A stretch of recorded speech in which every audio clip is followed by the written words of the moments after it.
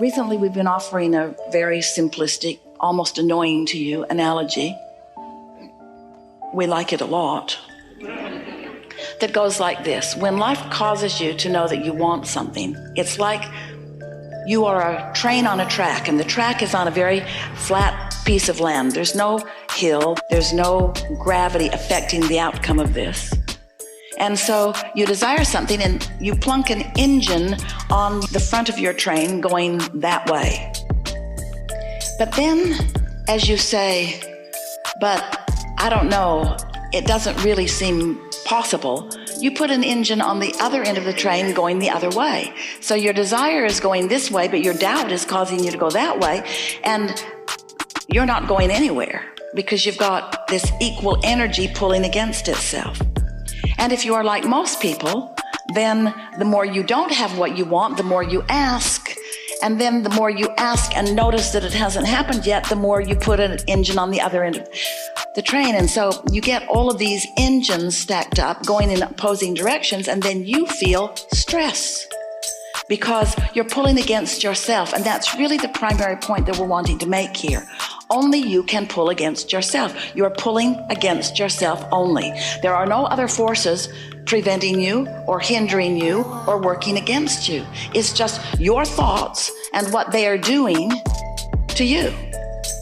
So we're eager to talk with you about anything that is important to you. We want you to come to know the power of the source within you. We want you today to get a true sense of how your desires are culminated in a vibrational reality, and that there is a powerful pulling of you toward them.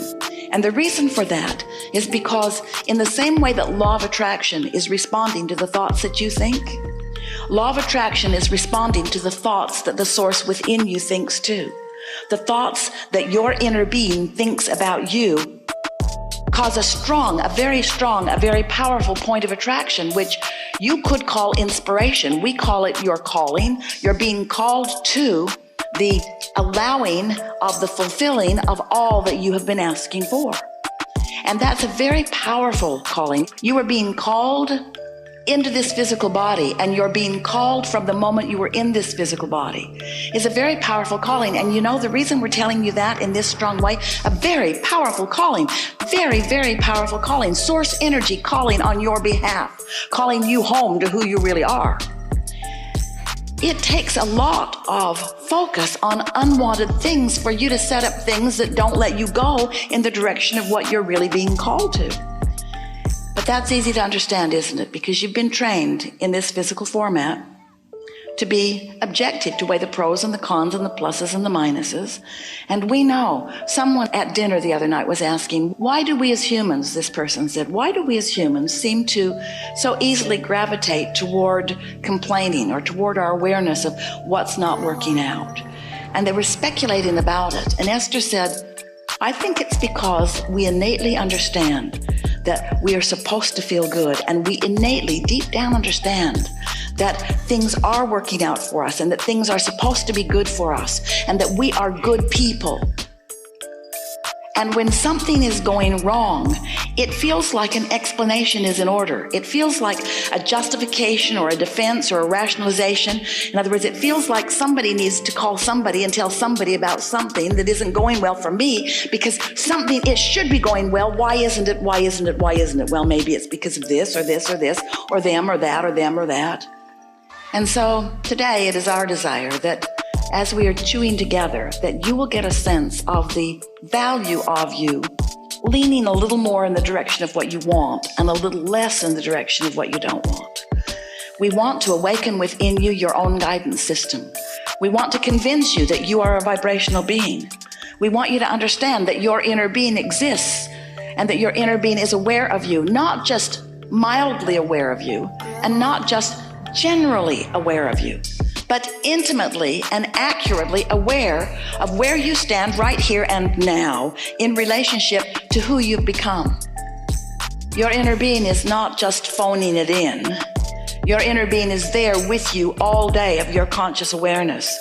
And that is the reason that you could ever feel either positive or negative emotion. In fact, the very negative emotion that you sometimes feel is your evidence that your inner being feels differently about whatever it is you're thinking about when your negative emotion is present. And so stopping and just pondering, wondering, I wonder what my inner being thinks about this, because clearly it is different than what I'm thinking because of the way I'm feeling. Ooh, wouldn't it be nice if you could leave here understanding your guidance system? And wouldn't it be nice if you could utilize it and not use it to beat yourself over the head with like a club? Wouldn't it be nice if you could accept negative emotion as a good thing, not a bad thing?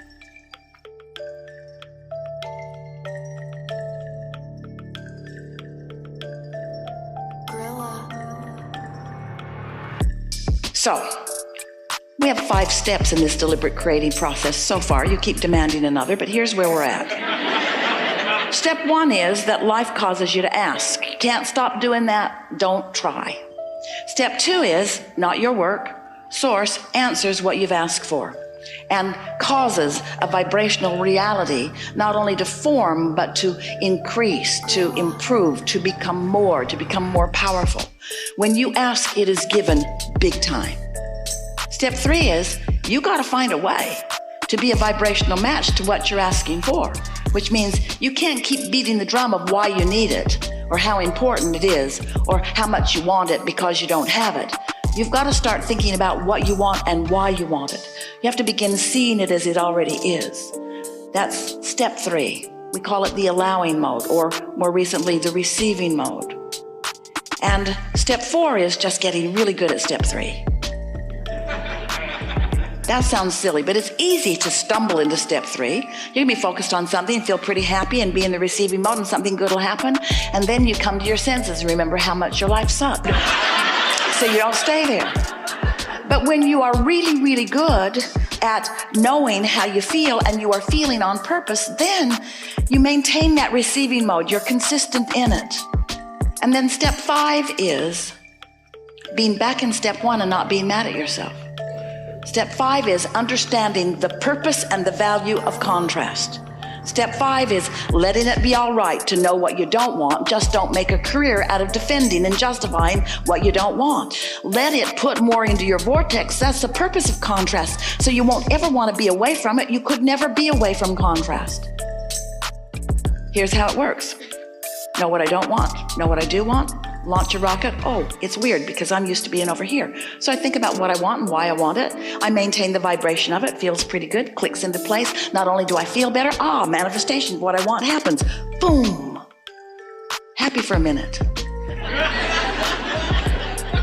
So I got what I wanted and a whole new set of contrasting experiences, which caused me to launch another rocket of desire. There it is over there. Feels weird because I'm over here. It doesn't look familiar to me. Don't even remember how I ever got over there. But I think about it and I pretend it and I imagine it and I line up with it and I become a vibrational match to it. And boom, it happens. I'm happy for a minute. And along with that comes a whole new set of contrasting experiences, which caused me to launch another rocket. This is going to take a while. Caused me to launch another rocket of desire. So the thing that we really want you to hear is that you are always, always, always, always, always going to be in a state of becoming. Therefore, there is always going to be a gap between what you have most recently asked for and what you are vibrationally up to speed with. And what we would like to convince you of is that the joy of life is for you in that motion toward. It's in that letting go of the resistance and letting yourself have that sweet ride of moving toward what you are asking for. You think it's the manifestations that you want. And it's all right with us if you think that. And we want you to want everything that you want. And we want you to receive everything that you want. But we also would like you to understand that what you're really reaching for is that glorious experience of knowing the power of your creative ability, of being pleased for the contrast and loving launching the rocket and even recognizing you're not up to speed with it and then deliberately getting up to speed with it and then having the thrilling experience of witnessing the universal forces coming into play, assisting you, watching things come into place. Circumstances and events all cooperating with you because things are working out for you. And then when that manifestation comes and you stand in that thankful feeling of worthiness and blessedness, and you understand that you focused this into being with the power of your mind. So, what do you want to talk about? some things.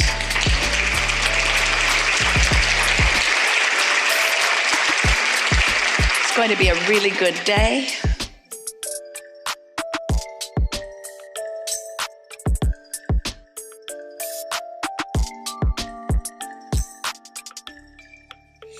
Thank you. I've been utilizing a technique that I've been really honing in on recently. It's lean testing. It's a type of kinesiology technique that I learned a couple years ago. And what I do is I just stand straight and I just ask my body questions and it responds accordingly. And I would ask myself, is this Abraham speaking through me? And then I would lean backward. Lean backward, huh? Yeah. Is this... Have you ever seen us push anyone backward before?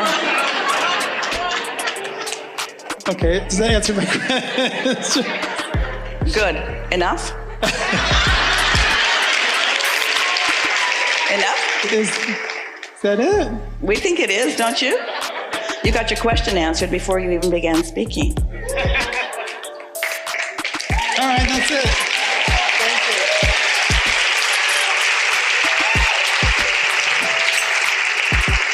Second. Stand up.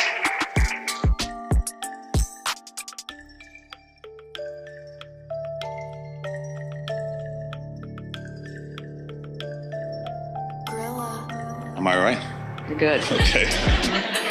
We were playing with him for entirely different reasons, as you finally figured out, but yeah. Thank you. I actually, for myself, wanted to share some experiences that I've had with manifestations. For my longest time, it was my desire to become successful. For many years, I pursued that. And then I reached a point where it didn't matter anymore. And I think it had something to do with you just talking about the train. I stopped pulling in the other direction. Well, it isn't that it doesn't matter anymore. It's that you condition yourself to the experience of it not working or it not moving in the way that you want it to becomes a more dominant part of your thought process. And then you sort of just give in to what is. Once I let it go, it took off. It's like the door's open. You see, here's the thing that so many don't understand. And in an action-oriented world where you believe that it's what you're doing and that it's the action that you're offering that is making the difference, then effort feels like the factor that you should be applying. While effort often works against what you're wanting. And so if a subject is not of great importance to you, you think less about it.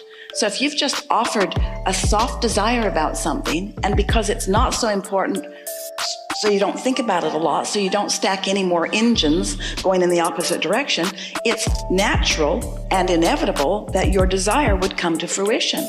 But when you want it and you think about it and you want it and you discuss it and you want it and you try and you want it and you don't know about lining up energy, so you're contradicting most of your action through thoughts of doubt. Most people, we love you so much. You know what's coming next. You make a mess of your vibration because you're all over the place in what you're observing and saying. And then you try to fix it with action that just isn't powerful enough to make the difference. And then in your exhaustion, you just sort of give up. And what your giving up does is you give up the resistance because you never give up the desire. You can't give up what you put into your vortex and that your inner being's been working on and got all queued up for you. You can't give this up. You can do one of two things. You can resist it, which is uncomfortable to you, or you can allow it, which is glorious. And so sometimes you have to get a little tired before you give up. Most people have to croak. We just think that's unnecessary. We don't think you should have to croak. We think you ought to be able to give your attention to more things that feel better and deliberately soften your vibration of resistance. That's why we explain things like when you're tuned in, tapped in, turned on, when you're in alignment with who you really are, it's like the cork floating up here on the surface of the water. You can hold it under unnaturally. That's what negative emotion is. But when you let go, it's going to bob back up there. So that's your example of your experience of giving up, was just letting go of the resistance, and then off you go. Yeah. That's exactly what happened. Yes. 6 years ago, I was diagnosed with post-traumatic stress disorder. And I've been doing your work since I was diagnosed with that, and things have gotten dramatically better. Really, really much better. Every once in a while I have an episode of this, something with the PTSD, and I go into this very dark place. And all of a sudden recently, I was experiencing that, and out of no place, I said to myself, you know what, this is just a dream. This isn't real. And it stopped, just like that. Well, you focused yourself into alignment with who you are. We want to give you an example of what's going on here. And many of you have heard this story before, but it will feel enough off the subject to you that you will hear it easily, and then you will understand completely what we're saying to you. So a woman is going across the bridges in San Francisco and feeling stress. She said she felt like she wanted to lie on the floorboards of her car. It was so uncomfortable to her, which surprised her because she'd been crossing those bridges for a long time. Even after the earthquakes had brought some of them down, she still didn't have this feeling, but now she's feeling it on the bridge. We said to her, sounds like you've run into some thought forms.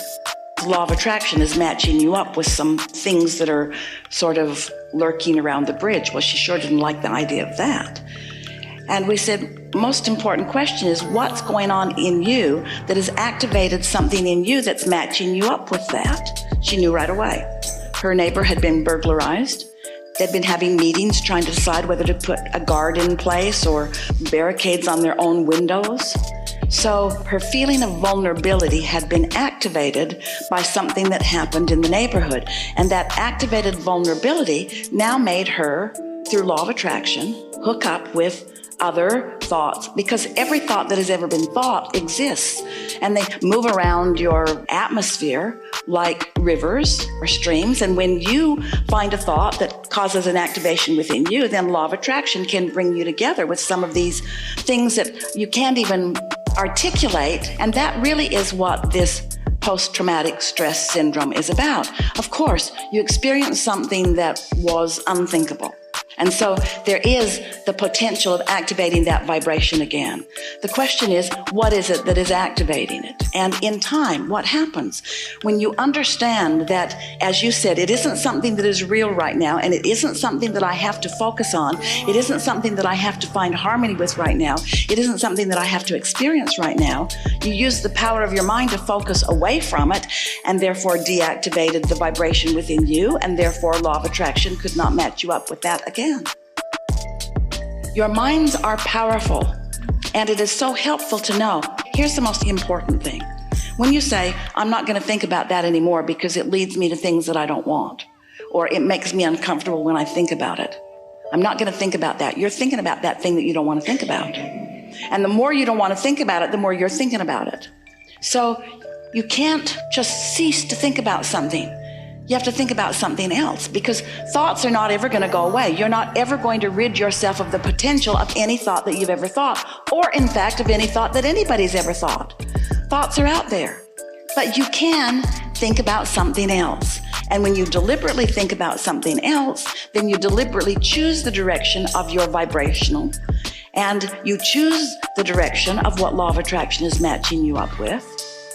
That's why we so want you to become deliberate in your not desire to think, because that'll make you crazy. If you try to control your thoughts, that's hard.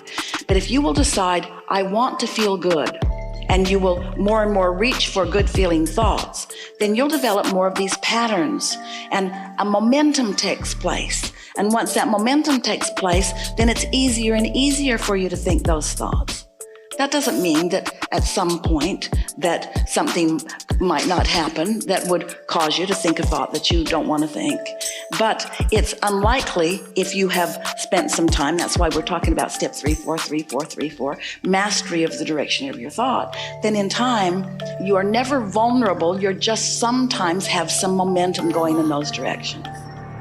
For example, if you say, all is well for me, these are positive aspects of my life, engine. But I've had hard times, engine. You introduce resistance, and whatever is active, law of attraction is bringing some of it to you. So the more that you are thinking about things that you would call positive aspects, then just logically, in terms of airtime, you would be giving less attention to what you do not want. It's just logical, isn't it? Absolutely. Yeah. So what we want to do is convince you that it matters the way you feel. We don't know anybody that wants anything for any reason other than that they believe in the having of it, they will feel better. And so if you can show yourself as you have, that you can choose thoughts that feel better, and that as you give your attention to it, you only have to give your attention to a thought for under 17 seconds now. It's closer to 16 seconds. You only have to give your attention to something for 16 seconds for law of attraction to provide another equivalent thought. And when you hold those thoughts for another 16 seconds, then another thought like it joins it, and you get just barely over a minute, and you've got true momentum going. Enough momentum that more and more thoughts are coming, and maybe even manifestations begin to show themselves to you in some way. But the average person does not think a thought for more than 8 or 9 seconds before you contradict it, because you're not focusing with the intention of gaining momentum. You're most focusing with the intention of being objective. I want to consider everything. And we say, really? You really want an engine going that way and an engine going that way? You think that's to your advantage? Well, it makes me more objective. And it makes the people whose engines are going that way like me better. I want to be objective. And we say, really, we don't think that you're really wanting so much to be objective as you're wanting to be the deliberate creator of your own experience. And we think that your objectivity is what has filled your vortex full of what you now know you want. And now it's time for you to allow the universe to yield to you what you've already sifted out. So step 1 is the time for more objectivity. It gives birth to what you really want. But once it's there, give yourself the opportunity to begin realizing some of it. And then there'll be an opportunity for more contrast and more objectivity. But if you would think entirely, and we know that's asking a lot. In fact, you can't do it. But if you could think mostly, and you can do that, about what you want and why you want it, all the post-traumatic stress syndrome of past experience of unwanted will become deactivated within you. And everybody's got some of it. In fact, that's what beliefs that don't serve you really are. It's an active thought within you, an active belief within you that you're not doing on purpose. It's an active belief because you're not doing something else. I understand. Yeah, you do. Last thing, I have to thank you and all the work that you've done with us. You all are doing the work. Yeah, you facilitate it. Yeah. Since I was a child, it was my longest dream to sing. Always wanted to sing all my life. And about a year ago, I started to perform in a cabaret off Broadway in Manhattan. And it's just been wonderful. It's just changed my whole life. Because your life can't be full of that and that at the same time. You chose something that lines you up. Oh, yeah. Really good. Thank you. Yeah, really good.